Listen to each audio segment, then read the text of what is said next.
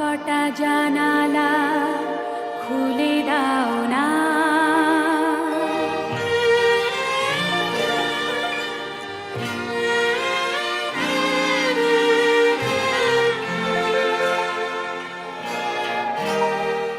হয়তো ওরা আসে বিজয় সুরে সুর মেলাতে।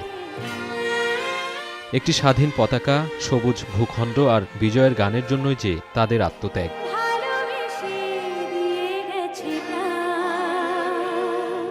দীর্ঘ ২৪ বছরের শোষণ বঞ্চনার কষাঘাত, শোষণের শৃঙ্খলমুক্ত হওয়ার নেশায় রক্তক্ষয়ী আত্মত্যাগের হাজারো গল্প পেরিয়ে নব উদয় ঘটে লাল সবুজের পতাকার।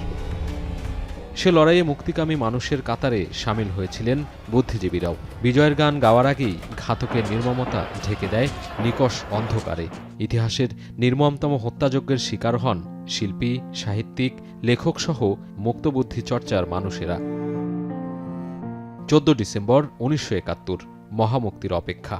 কিন্তু সে অপেক্ষার প্রহর শেষ না হতেই ঘাতকের ষড়যন্ত্রের নীলনকশায় রক্তাক্ত ইতিহাস রচিত হয় বাংলায়। দেশজুড়ে প্রায় হাজারেরও বেশি বুদ্ধিজীবীকে হত্যা করে পাকিস্তানি হানাদার ও আলবদর বাহিনী। ক্ষতবিক্ষত লাশ ফেলে রাখা হয় রায়েরবাজার, মিরপুরসহ ঢাকার বিভিন্ন জায়গায়।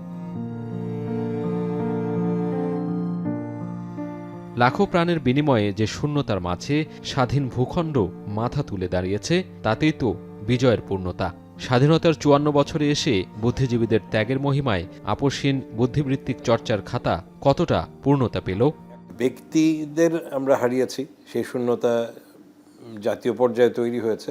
পাশাপাশি যারা অন্তত তাদের কথাগুলো কোথাও কাউকে বলে গেছেন, লিখে গেছেন, সেগুলোর মধ্যে দিয়ে কিন্তু সেই শূন্যতাটা কিছুটা পূরণ করা সম্ভব। শহীদ বুদ্ধিজীবীদের যেই ধরনের চিন্তাভাবনাগুলো ছিল, সেগুলো তরুণ প্রজন্মকে অনুপ্রাণিত করার মতো, এবং সেটা এখনকার তরুণ প্রজন্মকে অনুপ্রাণিত করবে। খালি তাদেরকে হয়তো পথটা ধরিয়ে দিতে হবে। যুগে যুগে আন্দোলনের নেপথ্যে অগ্রগামী ছিলেন বুদ্ধিজীবীরা। শিক্ষা, সাহিত্য, সংস্কৃতি চর্চায় স্বার্থ ত্যাগ করে প্রগাঢ় মননশীলতায় এগিয়ে নিতে চেয়েছেন দেশকে। মুক্তিযুদ্ধ পরবর্তী বুদ্ধিজীবীদের প্রত্যয় আর নিঃস্বার্থ চিন্তাধারাতেই আসবে পূর্ণতা। বুদ্ধিজীবীরা কিছু কাজ করেছেন ৬ দফার পক্ষে, স্বায়ত্তশাসনের পক্ষে। যুদ্ধের সময় অনেকেই বাইরে চলে গেছেন দেশে, ভারতে।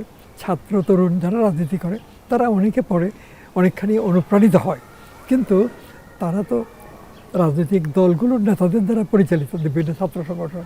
সেই কারণে ছাত্র সংগঠনের ভিতরেও উন্নত চিন্তা আসে না, আসতে দেয় না তাদের রাজনৈতিক পৃষ্ঠপোষকেরা।